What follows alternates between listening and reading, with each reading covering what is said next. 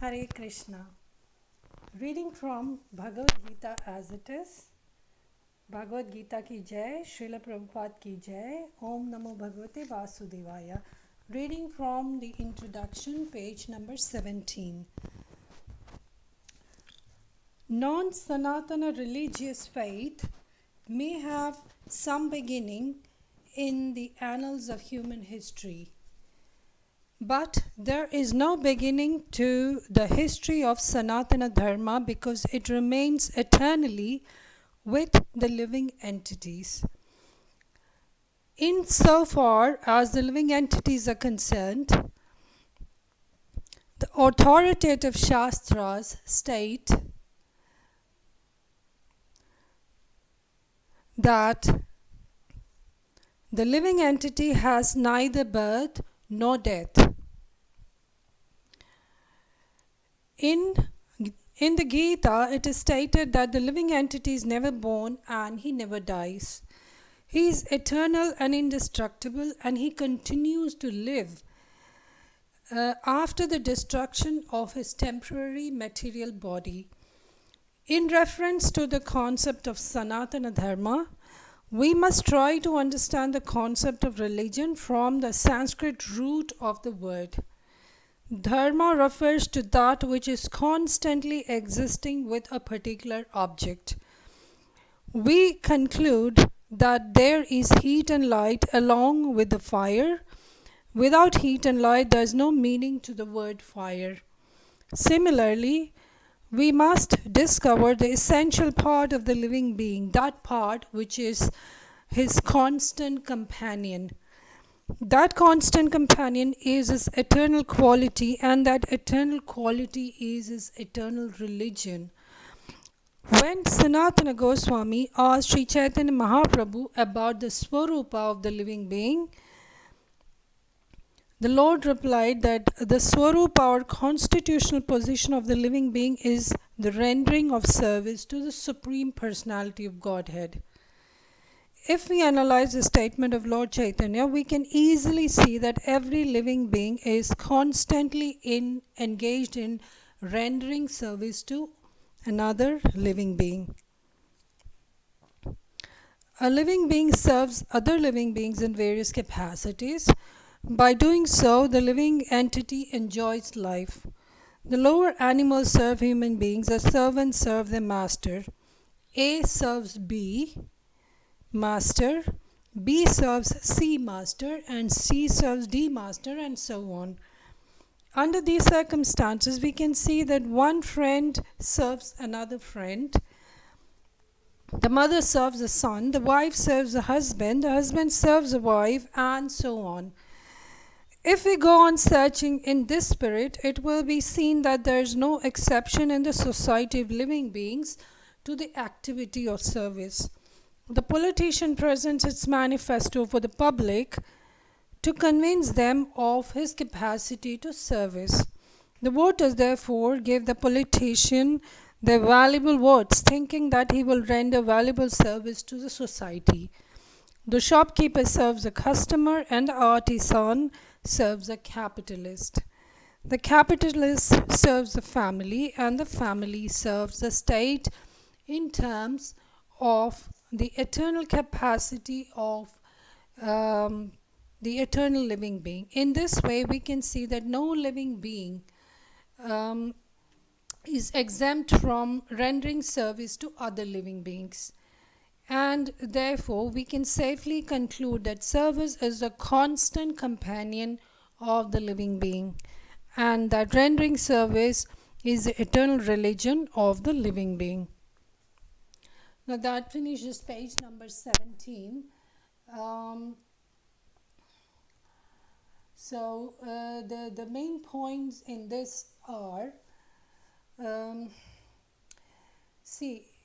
Prabhupada says that every living being, not only humans, every living entity is expected to do some sort of service to other. And if you see our society, knowingly or unknowingly, every person renders service to somebody else, and that is the basis of survival. The wife serves the husband serves his boss serves somebody above him, and so on. The politician serves the public, the masses, and the masses vote him expecting some service from him. So nobody can survive really without doing service. The way the world functions is through service. Service is intrinsic part of our life. Now the question is, whom do we want to serve? Do you want to serve a temporary living entity?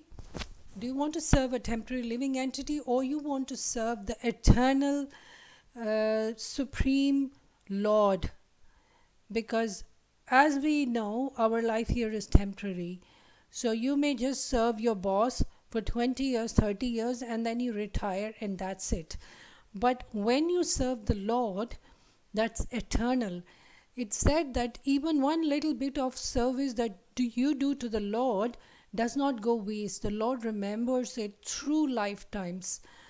And so the main gist of this page number 17 of the introduction to Bhagavad Gita as it is that service is the essential part of our living being. It said that when Sanatana Goswami asked Sri Chaitanya Mahaprabhu about the Swarupa of every living entity, Swarupa means the essential feature of every living entity, or the true nature of every living entity, then Sri Chaitanya Mahaprabhu, who's Lord himself, said that to render service to the Lord is the essential nature of the living entity. So we understand that one has to serve somebody in this world to survive. Now, the other point mentioned here it is that about Sanatana Dharma, which is the eternal occupation of every living entity. Every living entity is eternal. He is indestructible. When you speak about a living entity in terms of soul, the soul is indestructible, and that is Sanatana. And therefore, the occupation of the living entity is also eternal or Sanatana. The Sanatana Dharma is the eternal occupation of the living entity, which is to serve the Lord. And we move on to the battlefield, page verse number 36. We finished up to verse number 35. Now verse number 36, the battle is about to begin. Arjuna is reluctant to fight because what is the so-called enemy is, after all, his own family. Arjuna basically gives 5 reasons for not fighting. We just saw one reason in the last video where Arjuna says that all they are my own family, how can I kill them? So the first reason is that he feels great compassion for his own family, which is natural.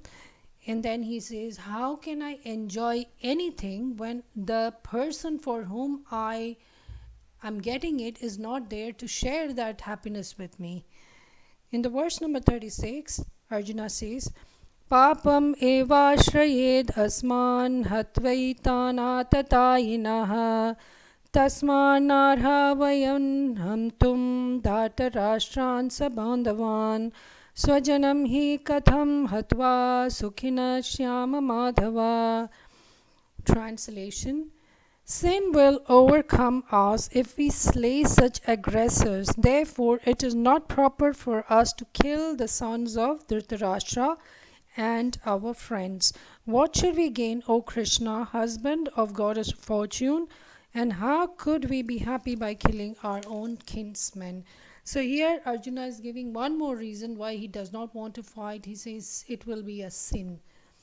Purport by His Divine Grace A.Z. Bhaktivedanta Swami Srila Prabhupada Ki Jai. According to Vedic injunctions, there are 6 kinds of aggressors. 1. A poison giver. 2. One who sets fire to the house.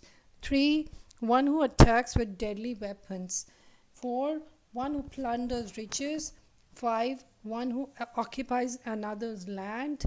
And 6. One who kidnaps a wife. Such aggressors are at once to be killed, and no sin is incurred by killing such aggressors. Such killing of aggressors is quite befitting any ordinary man.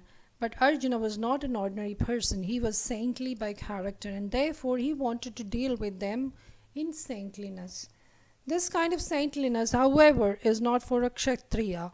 Although a responsible man in the administration of a state is required to be saintly, he should not be cowardly. For example, Lord Rama was so saintly that people even now are anxious to live in the kingdom of Lord Ram, Rama Rajya. But Lord Rama never showed any cowardice. Ravana was an aggressor against Rama because Ravana kidnapped Rama's wife, Sita, but Lord Rama gave him sufficient lessons unparalleled in the history of the world. In Arjuna's case, however, one should consider the special type of aggressors, namely his own grandfather, his own teacher, friends, sons, grandsons, etc. Because of them, Arjuna thought that he should not take the severe steps necessary against ordinary aggressors. Besides that, saintly persons are advised to forgive. Such injunctions for saintly persons are more important than any political emergency. Arjuna considered that rather than kill his own kinsmen for political reasons, it would be better to forgive them on the grounds of religion and saintly behavior. He did not therefore consider such killing profitable simply for the matter of temporary bodily happiness. After all, kingdoms and pleasures derived therefrom are not permanent. So why should he risk his life and eternal salvation by killing his own kinsmen? Arjuna's addressing Krishna as Madhava, or the husband of goddess of fortune, is also significant in this connection. He wanted to point out to Krishna that as husband of goddess of fortune, he should not induce Arjuna to take up a matter which would ultimately bring about misfortune. Krishna, however, never brings misfortune to anyone, to say nothing of his devotees. So that was verse number 36. The main gist of this verse is that Arjuna is reluctant to kill his own family, as we have seen, because of several reasons. Mainly, he gives 5 reasons. The first reason is his saintly heart, his pure and soft heart. A devotee develops a soft heart. A non-devotee has a hard heart. So Arjuna's heart is soft because he is a devotee of the Lord. And when he saw the people, the soldiers, the people fighting on the other side, just because they are humans, he didn't want to kill them because he knew that they had no chance in front of him. He was confident of his abilities as an archer, so he knew they would eventually die and he didn't want to cause them to die. So it was a simple act of compassion. Secondly, all the people in the enemy side, the so-called enemy side, were actually his own family members. So therefore he did not want to kill his own family out of compassion. You see, people like Dronacharya and Bhishma Deva, they literally, they raised him with love and affection and taught him so many things. So he didn't want to kill them.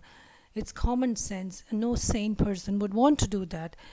And the third reason is that he says sin will come to us if we kill these people, because according to the Vedic injunctions, the one who kills his own family members is sinning. So Arjuna did not want to sin just for some temporary material happiness. Getting the kingdom and getting the spoils of the war is just a temporary happiness. He didn't want to risk a big sin for killing his own family. Now, according to Vedas, there are 6 types of atatayinaha, means the aggressors who can be killed. So it is no sin if you kill any of these people. But in today's society, we follow the rules of the law of today's world. But this is what the Vedas suggest. is okay. If someone gives you poison, someone who sets fire to a house, who attacks with deadly weapons, who plunders riches, who occupies somebody else's land, and who kidnaps wife, these six type of people can immediately be killed, and there's no sin in the law book of God. So, and Lord Sri Rama's example is given. Lord Sri Rama was Lord himself, and he exhibited supreme saintly nature. However, when the time came, he did not spare the aggressors. He did teach them sufficient lesson. But in Arjuna's case is different, because his aggressors are his own family members. So he didn't want to kill them. Krishna here is addressed as Madhava. Madhava means husband of goddess of fortune. Goddess of fortune is Lakshmi Devi, and Krishna is the husband. Krishna or Vishnu is the husband of goddess of fortune. So wherever Vishnu is there, Lakshmi is there. Lakshmi represents wealth and opulence, Aishwarya. So Arjuna is indirectly asking, "Oh Madhava," addressing Krishna as Madhava. Arjuna is indirectly saying, "You are the Lord of goddess of fortune. You stand for fortune and good things, and all Aishwarya, good things. And why are you coaxing me to do this? According to him, not good, the bad deed of killing his family. Why are you doing that, Madhava? You are the husband of goddess of fortune. You should be standing for all that is fortunate and good." So this is just Arjuna's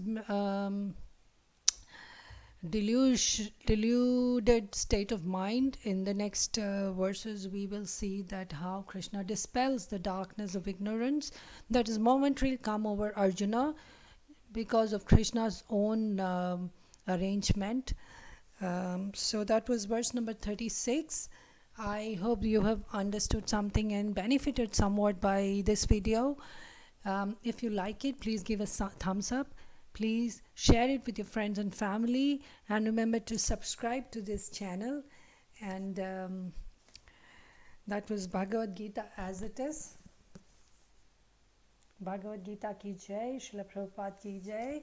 See you in the next video. Till then, Hare Krishna.